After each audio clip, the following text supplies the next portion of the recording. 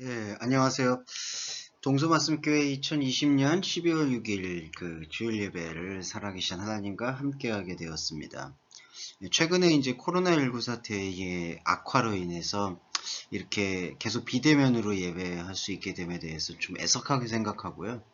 하지만 또 하나님의 말씀을 중단 없이 지속하려는 그러한 의지도 우리가 말씀의 심층을 쪼개고 묵상하는 데 있기 때문에 또 아예 멈출 수는 없다고 생각합니다. 또 좋아질 때가 있을 거니까 얼굴을 뵙지 못해도 잘 인내해 주시고 함께 해 주셨으면 좋겠습니다. 오늘은 다섯 번째 시간으로 에베소서 다섯 번째 시간으로 비밀의 경륜에 대해서 살펴보도록 하겠습니다. 이 경륜이라 함은 어떤 섭리적인 부분을 설명하고 있기도 한데 섭리라는 부분도 있겠지만 이루어져 가는 과정, 집을 지어가는 과정 뭐 이런 뜻으로도 번역될 수가 있기 때문에 비밀이 철저히 감추어졌던 것이 우리 안에서 이루어지고 있다. 그러니까 우리가 의식하지 못한 사이에 하나님은 당신의 주도적인 나라를 완성하고 있다. 이제 이러한 의미로도 묵상이 될 수 있어야 될 것 같아요.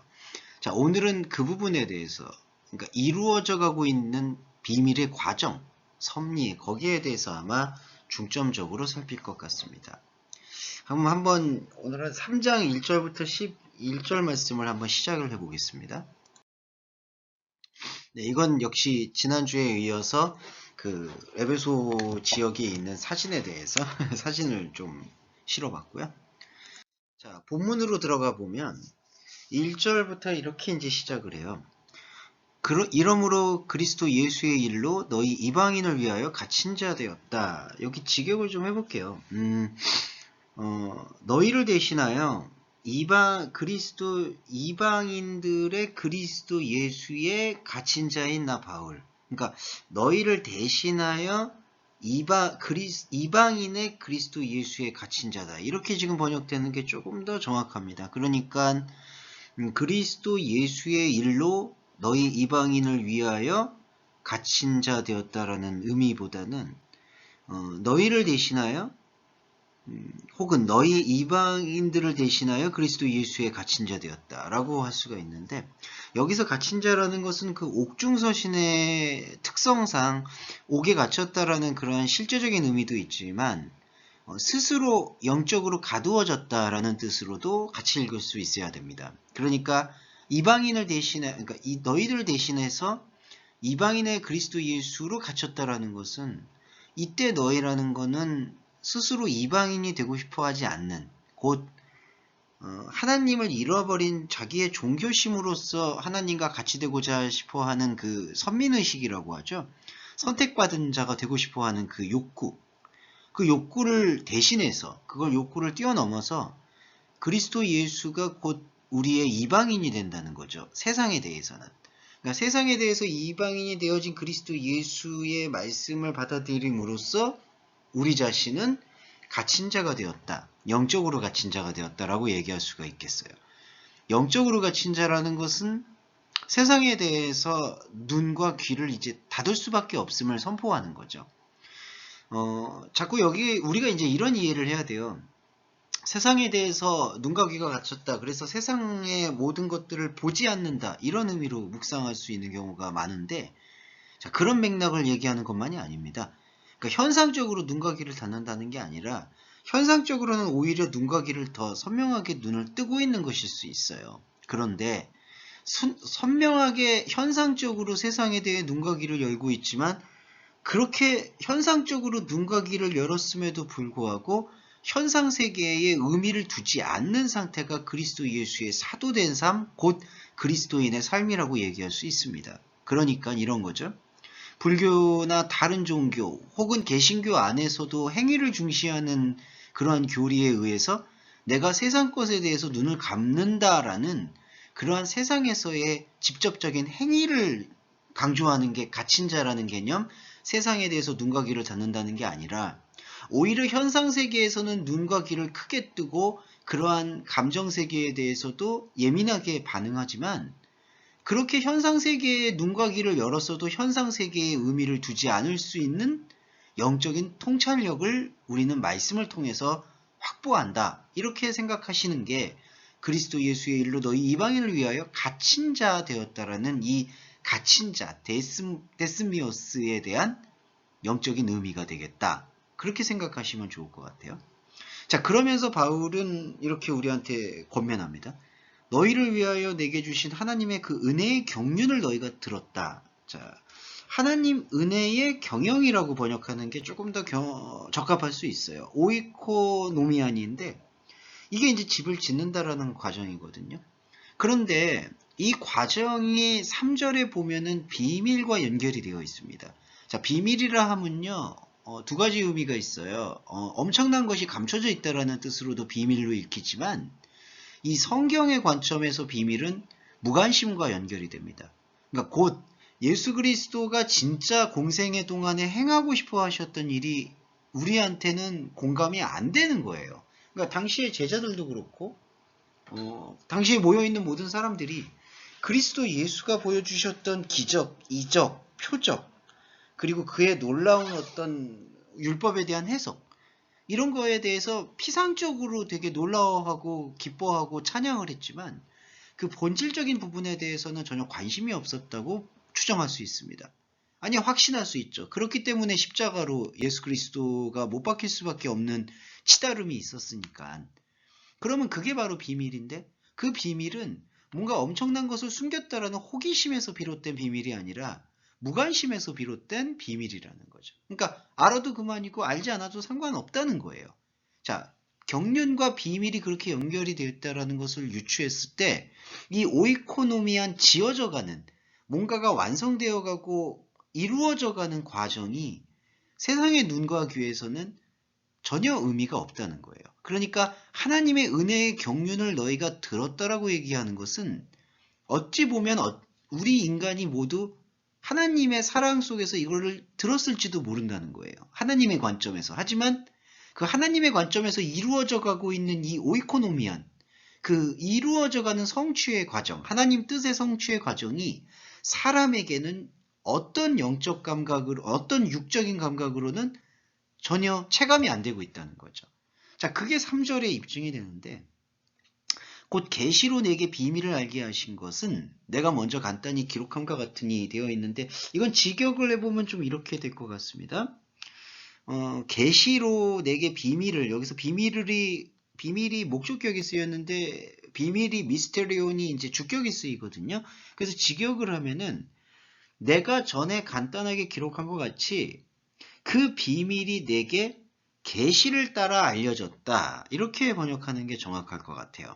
그러니까 계시로 내게 비밀을 알게 했다기보다는 비밀이 내게 계시로 깨달아졌기 때문이다. 이렇게 볼 수가 있겠죠. 그러니까 비밀이 계시로 깨달아진 거예요. 주격이죠. 비밀이 계시로. 그럼 계시가 뭘까요? 계시라는 것은 바로 하나님의 원리와 체계를 뜻해요. 아포칼립스. 그러니까 감춰졌던 것이 드러나는 진리와 유사하고 동일한 연장선상에 있는 의미가 계시겠죠. 그러니까 비밀이 무엇을 따라서 알려지냐면은 하나님의 관계와 하나님의 주도적인 역사에 의해서 알려지게 되었다. 그러니까 하나님의 주도적 역사에 대해서 아까 2절에서 은혜의 경륜인데 하나님 관점에서의 주권적 움직임인데 그 하나님 관점에서의 주권적 움직임이 세상의 눈과 귀에는 무관심하다라는 것을 우리가 유추해 볼 수가 있는 거죠. 왜냐하면 갇힌 자 되었으니까. 자, 이거에 대해서 우리도 같이 묵상을 하면서 따라갈 필요가 있다라는 겁니다. 자, 그러면서 4절과 5절로 한번 살펴볼게요. 그것을 읽으면 내가 그리스도의 비밀을 깨달은 것을 너희가 알 수 있으리라. 이것도 직역이 좀 필요해요. 번역이 매끄럽지가 않습니다. 직역을 잠깐 좀 해보면 이렇습니다. 그리스도의 비밀 안에서 나의 지식이 깨달아지는 것을 너희들이 다시 읽으면서 그것을 깨달아갈 수 있는 능력이 생긴 것이다. 뭐 이렇게 좀 직역을 해볼 수가 있는 건데, 자, 비밀이 계시를 통해서 풀어지고 나면 이 비밀이라는 것이 하나의 큰 영역을 확보해요. 이게 어떤 영역이냐? 영적인 영역입니다. 그래서 그리스도의 비밀을 깨달았다라는 목적격이 되는 게 아니라 엔토 미스트리오 투 크리스토. 그리스도의 비밀 안에서 바울의 지식이 깨달아진다는 거예요. 자, 바울의 지식은 뭘까요? 이거는 세상의 눈과 귀를 열어놓고 있는 상태에서 습득했던 세상의 지식과 말이죠. 세상의 지식과 말이 지식이에요. 바울의 지식이면서 동시에 우리의 지식입니다. 저와 여러분도 지금 여러분 인간의 지식으로 지금 깨달음을 갖고 있는 거예요. 인간의 지식으로. 그런데 그 인간의 지식과 인간의 어떤 인식의 모든 것이 자, 그리스도의 비밀 안에서 풀어질 때에는 어떻게 변화를 맞이할까요? 바울의 지식도 세상의 눈과 귀로 이거를 이해했지만, 그러니까 언어와 문자와 그 어떤 지식적인 활동을 통해서 세상의 문자로 이것을 깨달아 가지만 그 깨달음 속에서 세상의 눈과 귀에 닫혀있던 하나님의 진리가 드러나니까 세상의 눈과 귀로 알게 되었던 전반적인 모든 것들이 갇힌 게 되는 거예요. 그러니까 쓸모가 없어지는 겁니다. 그러니까 나의 지식이 배설물이 되는 거예요. 그리스도의 비밀 안에서는. 그리고 그렇게 인식을 했을 때 나의 지식이 어떻게 다시 읽혀지나요? 그리스도의 비밀 안에서 새롭게 다시 읽히는 거예요. 그러니까 이전에 하나님을 모르고 잃어버린 상태에서 습득했던 나의 지식이 그리스도의 비밀 안에서 풀어지게 되니까 나의 지식의 껍데기는 배설물이 되고 나의 지식을 그리스도의 비밀 안에서 계시로 인해서 새롭게 풀어진 새로운 영적인 지점이 다시 우리 안에 읽혀진다는 거죠. 그래서 너희가 알 수 있으리라 라고 번역된 부분이 아나기노스코터스인데 이게 다시 깨달아지리라 라는 뜻으로 번역할 수가 있는 거예요. 그러니까 너희가 다시 깨닫는다라는 의미도 있고 동시에 바울 자신이 모델이 되어서 바울의 인간적 지식으로 성경을 풀이하고 보니까 그 성경이 바울의 인간적 지식을 껍데기는 배설물로 남기고 영적인 본질만 드러내게 되었다라는 거죠. 그게 바로 아나기노테스, 다시 깨닫게 되다라는 말씀의 신비가 되는 겁니다. 자, 이 원리를 5절에 접목을 해보면 이제 그의 거룩한 사도와 선지자들에게 성령으로 나타내신 것 같이, 자, 영 안에서 나타냈다라고 표현하는 거죠. 여기가 성령이라고 번역이 되어 있는데 그냥 엔 푸뉴마티니까 영 안에서, 푸뉴마티, 영 안에서라는 이 움직임은 그리스도 예수 안에서라는 것과 동일한 거예요. 그러니까 인간은 혼적인 지식으로 출발했지만 혼적인 지식의 껍데기가 배설물이었음을 깨닫게 되는 그 지점에서는 이 영역이 차원이 달라진다는 거죠. 그러니까 처음에는 세상의 눈과 귀의 모든 의미를 부여했던 영역이었다면 이제는 그 세상의 눈과 귀에 대해서 갇혀버린, 그러니까 스스로 가두어버린 생명의 상태, 스스로 가두어진 생명의 상태인 그 그리스도 예수 안이 곧 영 안이라는 거죠. 영적인 세계 안. 그래서 엔푸뉴마티예요. 그래서 이걸 다 역격으로 처리를 했는데, 그러니까 무엇으로 처리를 했는데, 물론 문법적으로는 그렇게 지지를 될 수도 있겠지만 이 관계는 맥락에서 좀 풀이를 해야 되기 때문에 거룩한 사도와 선지자들에게는 영 안에서 나타냈다라고 아포칼립스 때 여기서 나타났다는 것도 계시가 쓰이는 거죠.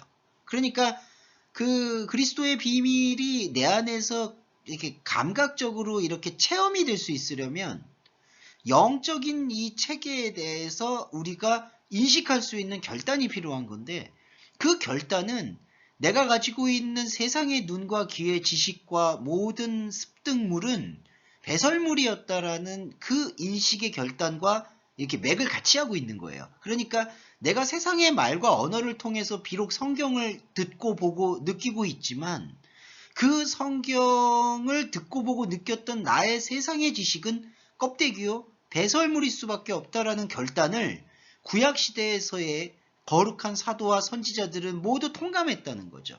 그리고 그걸 결정적으로 완성하신 게 바로 그리스도 예수의 공생의 말씀이다라는 거죠. 그래서 그 공생의 말씀을 통해서 나는 새로운 영역을 발견한 거예요. 그리스도 예수 안, 곧 영 안을 발견한 겁니다. 그 영 안의 영역. 그 영 안의 영역에서는 하나님의 비밀이 정말 대단하고 범상치 않고 신비스러운 것으로 우리한테 다가올 수밖에 없어요. 왜냐하면 그 비밀이 이제 계시의 룰을 따라 계시의 생명 규칙을 따라서 드러나니까 그런데 이렇게 됐을 때에는 우리는 세상에서 아예 지금 현상적으로 등지는 게 아니잖아요. 앞서 말씀드렸듯이 세상에 대해서 여전히 눈과 귀는 뜨고 있는 거예요. 세상에 대해서 눈과 귀는 뜨고 있는데 세상에 대해서 무의미하게 생각할 수 있는 자세. 그 자세를 누가 만들어 주시나요? 우리가 만드는 게 아니라 우리 안에 있는 영 안에 있는 그리스도 예수 안에 있는 말씀이 그것을 지금 움직이는 거예요. 그 말씀이 우리 안에서 흡수되고 움직이게 되면은 우리는 다른 세대가 되는 거예요. 헤테로스 게네이아스. 이게 헤테로스라는 단어가 아예 뿌리가 다르다는 뜻이고 세대라는 것은 인간의 시간의 속성과 연관되어 있습니다. 그러니까 다른 세대라는 것은 세상을 살고는 있지만 세상과는 전혀 다른 뿌리를 살아가는 사람. 세상에 대해서 눈과 귀를 열고 직장을 갖고 관계를 맺고 그리고 몸을 돌보고 여러 가지 활동을 계속해서 지속하지만 그 본질의 뿌리가 전혀 세상과는 다른 사람을 다른 세대라고 표현하는 거죠. 이 다른 세대에서는 사람의 아들들에게 알리지 않았다라고 표현을 해요. 자, 여기서 사람의 아들들의 해석이 좀 중요한데 여기서 말하는 사람의 아들들이라는 것은 긍정적인 의미라고 보기가 어렵습니다. 여기서 사람의 아들들은 바로 하나님의 생명을 잃어버린 채 방황하는 사람들을 지칭할 수 있어요. 자, 근데 혹자들이 이렇게 물어요. 예수님도 사람의 아들이라고 하지 않았느냐? 근데 왜 사람의 아들들이 부정적이냐라고 말씀하실 수 있는데 우리가 죄에 대해서 철저해졌고 상실을 했기 때문에 하나님이 당신의 아들을 사람의 아들로 보내셨다는 걸 이해하셔야 돼요. 그러니까 하나님이 우리가 만약에 사람의 아들들이 아니었다면 그러니까 인간의 세상적 족보를 따라가는 그런 죄에 사로잡혀 있지 않았다면 하나님이 그 아들을 사람의 아들로 보낼 이유가 없는 거죠. 왜냐하면 하나님과 우리가 만약에 소통이 같은 차원에서 이루어졌다라면은 그냥 바로 하나님의 말과 생각을 풀어냈을 텐데 이게 계시가 되고 비밀이 되는 이유는 우리가 그 차원을 전혀 이해를 하지 못하기 때문이잖아요. 그 비밀을 깨달으려고 하지도 않고 깨달을 수도 없었잖아요. 자, 그게 바로 사람의 아들들 차원이었다는 거죠. 그래서 하나님이 그 아들을 사람의 아들, 예수 그리스도를 사람의 아들로 보내셔서 진리의 말씀을 전파하셨던 거예요. 그런 의미라면 사람의 아들들은 긍정적인 의미가 아닌 거죠. 하나님을 잃어버린 철저한 죄의 백성이라는 것이죠. 그 사람의 아들들에게 알리지 않았다는 거예요. 무엇이요? 다른 세대가. 그러니까 그리스도인은 두 가지 정체성을 가지고 있는 거예요. 하나의 정체성은 죄의 법이라고 일컬어지는 하나님을 상실한 상태에서 살아가고 되는 세상의 눈과 귀를 열 수밖에 없는 사람의 아들들이고 그런데 그 사람의 아들들 안에 우리 안에는 전혀 다른 뿌리, 세상의 시각과 세상의 안목과는 전혀 다른 뿌리인 다른 세대가 자리 잡고 있다라는 것이죠. 그게 바로 거룩한 사도와 선지자들에게 계시되어진 영 안에서의 말씀의 비밀이다. 그리고 이걸 종합해 보면 그 비밀은 우리 안에서 경륜으로 나타나요. 경륜이 뭐였냐고 말씀드렸냐면은 완성되어지는 과정, 성취되어지는 과정. 무엇이요? 하나님의 뜻이. 그러니까 하나님의 뜻이 성취되어지는 과정이 현상의 눈과 귀, 현상적 세상의 눈과 귀에서는 아무리 두 눈을 말똥말똥 뜨고 귀를 쫑긋 세워도 그게 보이거나 만져지거나 들리지가 않는다는 거죠. 그러니까 이 그리스도인의 어찌 보면 이 딜레마가 곧 영적 전쟁인 이유는 우리는 다른 세대를 살고 있지만 이 뿌리가 그리스도인은 근데 그 뿌리가 우리 안에서 체감되고 이렇게 막 느껴지기가 너무나 미약한 것이 사실인 거예요. 왜냐하면 그리스도 예수 안에 있는 영역을 우리가 충분히 느끼지 못하도록 그 반대 급부의 역작용인 사람의 아들들의 본성이 너무나 꽉 차 있기 때문에 그러니까 그리스도의 비밀에 대해서 관심을 갖지 않으려는 충동이 너무나 우리 안에 많다는 거죠. 자, 그걸 바울이 영적 전쟁이라고 표현한 거예요. 그걸 뚫고 자, 이 사람의 아들들에게 알리지 않았던 다른 세대의 비밀을 우리가 깨달아가기를 원한다. 그거를 권면하고 있는 것이죠. 자, 그 권면과 함께 6절을 한번 살펴볼까요? 이는 이방인들이 복음으로 말미암아 그리스도 예수 안에서 자, 이렇게 표현이 되죠. 자, 복음과 그리스도 예수 안이 약간 이렇게 갈립니다. 이거는 번역 성경이나 한글 번역이나 비슷한 맥락이 있죠. 디아 투 유앙겔리오. 복음을 통하여서 그리스도 예수 안에서 엔토 크리스토. 자, 이렇게 표현되는 게 왜냐하면 자, 복음의 적용이라는 게 소식은 소식인데 복음이라는 게 무슨 뜻이냐면은 기쁜 소식이잖아요. 기쁘다는 게 선하다는 하나님의 뜻이에요. 그러니까 복음은 뭐냐면 하나님의 소식이 들리는 거예요. 누구에게? 이방인에게. 근데 이방인에게 들린다라는 게 어떤 뜻이냐면은 여기선 두 가지 의미가 있는데 하나님을 전혀 모르는 상태의 이방인인 것이고 나는 하나님을 안다라고 믿고 있는 착각하는 이방인이 두 가지가 함께 있다는 거예요. 그러니까 바리새인적인 것이라고 볼 수도 있는 것이죠. 이방인들이.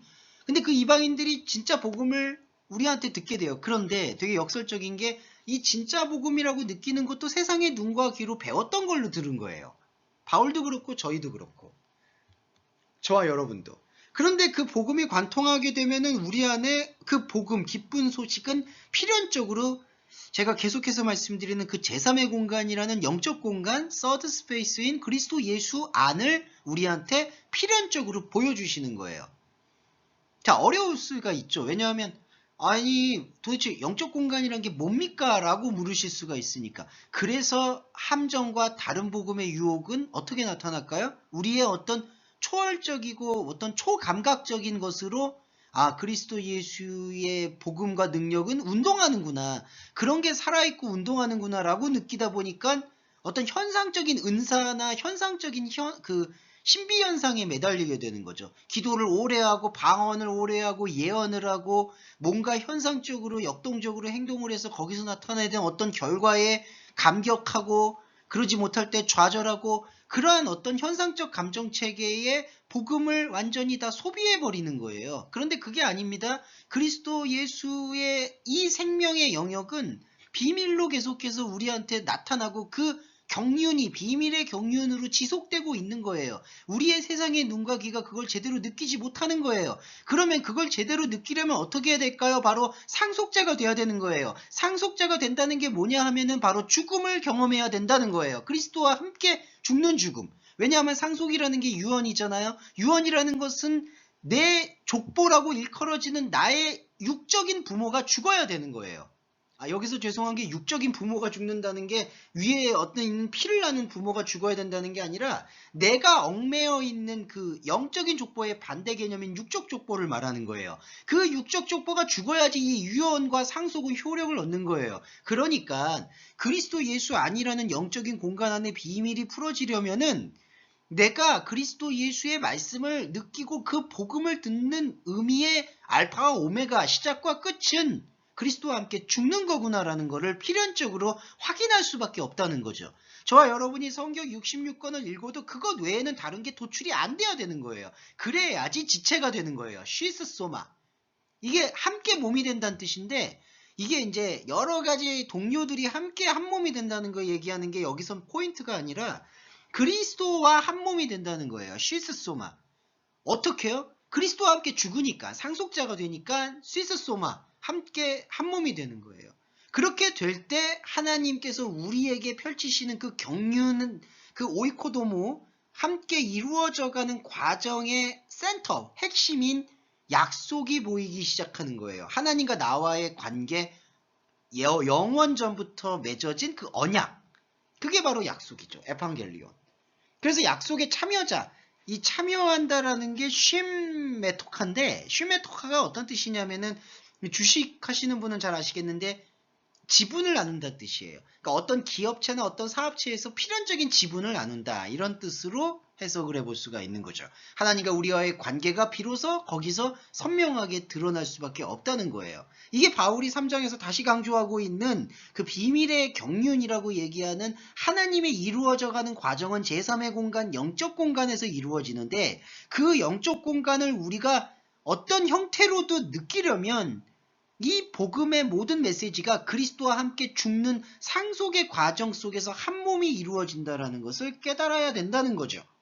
이 깨우침도 인위적인 게 아니에요. 우리 안에서 말씀을 계속 축적시킬 때, 복음을 우리 안에서 본질적으로 계속해서 듣고자 노력할 때, 그냥 여러분이 이 말씀의 흐름 속에 자신을 노출할 때 나타나는 영적 현상이라는 거죠. 그 영적 현상은 왕도가 없습니다. 들어야 돼요. 그 들음을 또 어떻게 들어야 되냐면은 철저하고 날카롭고 분석적으로 들어야만 해요.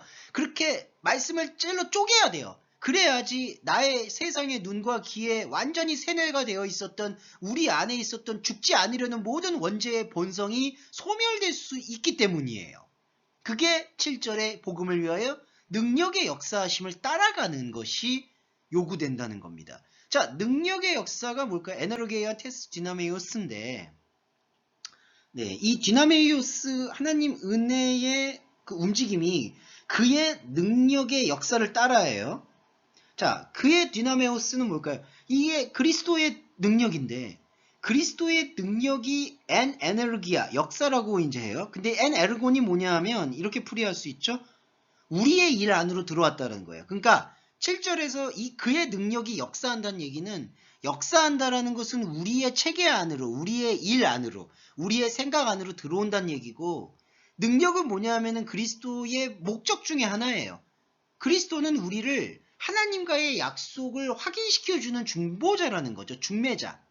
그러니까 능력은, 그리스도의 능력은 나와 하나님을 연결해주기 위한 목적 외에는 아무것도 없는 거예요. 자, 그런데 하나님과 우리를 이어주고자 하는 목적이 우리 안에서 역사해요. 우리 안에서 역사할 때 나타나는 현상이 뭐냐 하면, 우리가 지금까지 쌓아올린 모든 바벨탑을 다 흩어내는 거예요. 근데 여러분, 이 바벨탑의 그 내용과 수위가 뭐냐 하면 인생 전체예요. 그러니까 눈에 보이는 현상기의 인생 전체가 바벨탑이에요. 어쩔 수가 없어요. 그러니까 인간에게 혼적인 타편이 주어져서 그런 것들이 뭔가 의미가 있을 거다라고 믿는 믿음도 있겠지만, 그 믿음은 모두 헛거예요. 빈 껍데기예요. 그 역사는 그러한 모든 빈 껍데기를, 그 바벨탑을 다 흩어내는 거예요. 돌 하나도 돌 위에 남지 않고 흩어내는 거예요. 그의 능력은 바로 그 일을 하는 거예요. 그리고 그런 일을 하기 위해서 예수의 공생애가 존재한 것이고, 그게 바로 복음이고 하나님 은혜의 선물이다. 그리고 그 은혜의 선물을 따라서 일꾼이 되었다라고 표현을 하는 거죠. 되게 모순적인 이 표현이에요. 내가 일꾼이 되었다는 건 일한다는 거예요. 그러니까 바울도 일을 해요. 저와 여러분도 계속 일을 해요. 그런데 어떤 일을 하냐 하면은, 우리가 익숙하게 알아왔던 우리의 일을 허물기 위한 일을 한다는 거죠. 그러니까 행위를 행위가 아닌 걸로 만들기 위한 일, 그게 바로 복음의 일이에요. 야고보서에서 말하는 행함이 없는 죽음을 벗어나는 행함이 있는 믿음이에요. 그때 행함이 뭘까요? 우리의 행함을 허물어뜨리는 하나님의 행함에 동참하는 일이라는 거죠. 우리가 행하는 일들이 하나님과 관계없는 것이었다면, 그리스도 예수와 연합하여 쉬스소마, 한 몸이 된 우리는 그 한 몸이 되지 못했던 상태의 일들을 허물어지는, 그 바벨탑이 무너지는 것에 기름진 까닭에 토성이 무너지는 것이 곧 진짜 행위가 되어진다라고 해석할 수 있어야 된다는 거죠. 그게 바울의 일꾼의 의미예요. 그러니까 우리도 그런 일꾼이 되어야 되는 거죠. 자, 8절과 9절과 10절과 11절은 이제 서로 연결되는 또 구절입니다. 8절은 모든 구별된 자 중에 지극히 작은 자보다 더 작은 나, 이게 에모이토 엘라키스테로가 쓰였는데, 이거 엘라키스테로라는 게 아주 작다라는 거지만 아예 없다라는 뜻으로도 읽을 수 있어야 된다, 그 말씀을 저번에 드렸죠. 그러니까 바울은 먼지와 같다라는 거예요. 우리도 똑같은 거예요. 그러니까 이게 바울에 대한 바울이 자기 자신이 작다라고 낮춰서 표현하는 걸 수도 있겠지만, 더 영적이고 본질적인 뜻은 나는 구별조차 될 수 없었던 먼지와 같다라는 뜻, 더 넘어서서 나는 세상과 구별하려는 이제 의지조차 없다. 그 얘기는 우리가 세상에서 계속 선악과 패러다임에 의해서 구별되려고 하잖아요. 여러분, 성도된 삶이라는 것에 대한 오해에서 어떤 게 여러분한테 아킬레스건이 되는가, 저한테 아킬레스건이 됐는가, 구별돼야 된다라는 나의 의지가 발동을 하잖아요. 그러니까 자기 부인을 한다, 내가 나를 부정한다, 이러한 의미들이 어떻게 사용됐냐 하면은 세상의 눈과 귀가 갖고 있었던 나의 의지가 동원이 됐었다는 거예요. 그게 종교성이에요, 여러분. 그러니까 하나님과 쉴소소마 연합이 되어져 있는 의지, 그 비밀을 주목하는 게 아니라, 그러한 주목할 수 있는 말씀의 해석과 말씀의 풀이와 말씀의 묵상은 다 어디 있는지 내팽겨 버리고, 내가 익숙하게 알아왔던 바벨탑에서의 종교심을 하나하나 곶감 빼듯이 빼내가지고 그 의지를 통해서 구별되기를 원했다는 거죠. 그러니까 모든 성도 중에 지극히 작은 자보다 더 작은 나라고 바울이 말한 것은 이 앞에 말하는 성도라는 게 종교적인 것에 얽매일 수 있는 가능성을 바울이 얘기하고 있는 거예요. 그 얘기는 바울 자신에 대한 얘기이기도 하고 오늘날 이 에베소서를 읽는 우리에 대한 얘기이기도 한 거예요. 우리 역시도 계속 구별되고자 하는 그 욕망에 의해서 성도가 스스로 되려고 한다는 거죠. 그리스도 예수의 지체가 되어지고 그 비밀에 참여하게 되고 세상의 눈과 귀는 열고 있지만 세상과는 다른 뿌리를 살고 있는 다른 세례가 되어진다면 그것 자체가 그냥 성도예요. 내가 성도입니다 라고 얘기할 이유도 없는 거예요. 그렇기 때문에 바울은 그 구별의 의지조차 우리가 가지고 있는 선악과의 의지, 하나님을 잃어버린 원죄의 의지에서 찾지 않는 것이 진짜 본질적 성도라는 거죠. 그게 성도 안에서 더 작은 내가 되는 거예요. 그러면 성도라는 자기 의지, 자기가 구별되려는 의지조차 완전히 예봉이 꺾여질 때 나타나는 형상은 측량할 수 없는 그리스도의 풍성함이라는 거죠. 자, 그리고 여기서 이방인한테 정하잖아요. 이 이방인은 바울 자신이에요. 계속. 그리고 우리예요. 그러니까 우리의 영역은 세상의 눈과 귀에서 이렇게 돼요. 이방인이 두 가지. 8절에서 말하는 이방인은 그리스도의 풍성함을 느낀 이방인인데 그 이방인은 세상이 볼 때 이방인이 가장 강력한 의미가 되는 거예요. 그러니까 세상의 눈과 귀로 볼 때에는 그리스도인이 왜 저 삶을 살아가는지 도저히 이해할 수가 없을 지경에 이르러요. 무슨 뜻이냐면 세상의 눈과 귀로 봤을 때 현상세계를 여전히 살아가잖아요. 그리스도인은. 그런데 그리스도인은 현상세계에 아무 의미를 부여하지 않아요. 현상세계에서 사는 건 정말 그냥 살 수밖에 없는 거예요. 그런데 다른 뿌리, 본질적 뿌리를 보는 거예요. 그게 세상의 눈에 볼 때에는 이방인처럼 보이는 거예요. 그렇지만 그리스도인은 이 이방의 됨을 세상의 눈에 봤을 때 추방이고 의미 없고 무가치한 것을 복음의 진수로 받아들인다는 거죠. 이게 이사야서 63장이었나요? 그는 볼품이 없고 아무 흠도 없다라는 그 고난의 종에 대한 생명의 성취가 된다. 그게 바로 측량할 수 없다라는 거예요. 이때 측량할 수 없다. 이 아네시크니아스톤. 이 측량할 수 없다라는 건 뭐냐? 인간의 기준으로 제한할 수가 없다는 뜻이죠. 그러니까 이게 제한할 수 없다는 뜻을 우리는 비교급을 써서 무한하게 막 엄청 크다 이렇게 이해하고 대단하다 이렇게 이해하는데 그런 게 아니에요. 사람이 갖고 있는 안목으로 말씀을 보지만 결국에 이 말씀은 사람이 가질 수 있는 안목 속에서 평가받을 수 없다라는 뜻이에요. 그게 바로 측량할 수 없다라는 것으로 이해했으면 좋겠습니다. 자, 9절은 다시 감추어졌던 비밀의 경륜이라고 표현을 하는 거예요. 그리고 비밀의 경륜에 어떠한 것인데 요거 설명을 드릴게요. 티스 오이코노미아 투 미스터리오. 자, 비밀에 지어져 가는 거. 그러니까 비밀이라는 거는 세상의 눈이 안 보는, 못 보는 거잖아요. 근데 세상의 눈이 보지 못하는 것이 우리 안에서 계속 완성되어지고 있다는 거죠. 하나님이 일을 하신다는 뜻이에요. 그러면 하나님의 일하심을 우리는 보려면 어떻게 해야 되죠? 세상의 눈과 귀를 뜨고 있는 우리가 복음을 세상의 눈과 귀로 일단은 봐야 돼요. 그리고 세상의 눈과 귀로 복음을 보고 그 복음의 실체를, 복음의 전체를 무엇으로 고백해야 되냐면은 내가 알고 있었던 세상의 눈과 귀의 모든 지식이 다시 깨달아져야 되는 것이구나.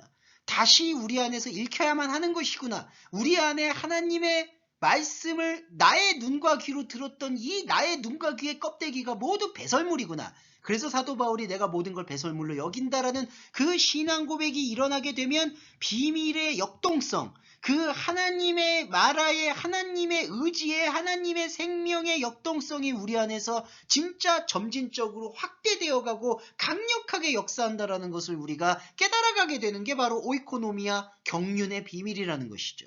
그러면 그 경륜의 비밀은 어떤 것이에요? 여기서 비밀의 경륜에 어떠한 것이라고 처리된 게 이게 티스가 부정대명사가 쓰입니다. 티스, 어떤 것. 이게 무슨 뜻이냐면 규정할 수가 없다는 거예요. 이 의문대명사이기도 하고 부정대명사인데 그냥 그 무엇, 그 어떤 것. 자, 여러분 8절에 측량할 수 없다라고 하잖아요. 그러니까 우리가 뭔가 이름을 부여하고 의미를 부여하고 자격을 부여하는 게 측량할 수 있는 태도잖아요. 이게 산상수훈에서 그 계속 측량하는, 비판하고 판단한다는 그 기준을 말하는 거예요. 그런데 어떤 것이라는 것은 그 기준에 의해서 설명될 수 없는 것을 말하는 거예요. 이건 구약시대의 만나와 같습니다. 만나라는 뜻의 본질도 어떤 것이에요. 그러니까 사람의 기준으로 측량할 수 있는 것을 그 범위를 넘어서 있는 것. 그게 비밀의 경륜의 무엇이라는 거죠. 그러니까 이 오이코노미아는 우리가 익숙하게 길들여져 왔던 이 세상의 눈과 귀는 그냥 어떤 것이라고 명령할 수밖에 없다는 거예요. 그러면 세상의 눈과 귀가 어떤 것이라고 얘기할 때에는 있기는 있는데 설명할 수 없는 것. 자, 이제 그리스도인은 그걸 감당해야 된다는 거예요. 있기는 있는데, 분명히 우리 안에 생명이 있는데, 저와 여러분, 그리고 여러분 이런 질문 많이 하죠. 도대체 복음을 들어서 나한테 뭔가 기쁨도 느껴지지 않는 것 같고 이걸 내가 왜 봐야 되는지도 모르겠는데, 분명히 그 질문 있습니다, 여러분. 부정할 수 없어요. 하지만 그렇게 느끼고 있고 그렇게 회의적인 마음이 들고 있는데, 그럼에도 불구하고 여러분을 필연적으로 이끌어가고 있는 그 어떤 것, 그 어떤 것이 여러분을 새롭게 만들고 있다라는 것을 우리가 광야 생활에서의 만나의 경험처럼 우리의 마음밭에 그거를 계속해서 뿌리를 내려야 된다라는 거예요. 그러니까 어찌하든지 그 뿌리를 내리도록 여러분이 발버둥을 쳐야 되는 게 예배자의 자세가 되어져야 된다라는 것이죠. 이게 바울이 말하고 있는 비밀의 경륜에 어떤 것을 드러내려 한다, 계시하려 한다, 나타내려 한다라는 의미의 본질이 된다라는 것입니다. 자, 이 의미까지 우리가 조금 살펴보고 10절과 11절의 의미는 이게 또 제가 약간 포인트를 잘못 잡았어요. 10절과 11절은 이게 3장 후반부 구절과 연결되는 부분인데 또 이거를 포인트를 잘못 잡아서 여기에다 또 꽂았고 이렇게 설명을 드려서 좀 송구합니다. 이걸 그래서 저는 다음 주에 다시 한번 설명을 드리는 계기가 되었으면 좋을 것 같다는 말씀 남기고 싶어요. 그래서 10절과 11절은 다시 한번 좀 킵해주고, 그 지난주에 제가 알기로는 2절 마지막 부분도 조금 제가 또 미뤘던 거 있는데, 제가 다음 주에 2장 21절과 22절 그리고 3장 10절과 11절을 같이 연합해서 설명을 드리는 계기를 마련하도록 하겠습니다. 이제 왜냐하면 그 2장 21절과 22절에 그 영안에서 거하실 처소의 맥락과 10절과 지금 3장 10절과 11절의 그리스도 예수 안에서의 예정하심과 이게 같이 영적 공간의 완성의 개념이 있거든요. 거기에 대해서 다시 한번 통합해서 설명드리도록 하겠습니다. 자, 여러분, 코로나 때문에 여러 가지로 어려운 부분이 있지만 하나님께서 막연한 우리가 미신이 아니라 말씀을 듣고 이 비밀의 경륜을 깨우치고자 하는 자에게 힘을 주실 거라는 믿음을 여러분에게 같이 약속드리고 싶으며, 어렵고 힘들어도 우리가 이 길을 잘 통과하는 영적인 믿음, 버티는 믿음을 조금 더 유지하고 지속하고 강화하길 간절히 권면드립니다. 오늘 예배의 말씀은 여기서 마무리하겠습니다. 감사합니다.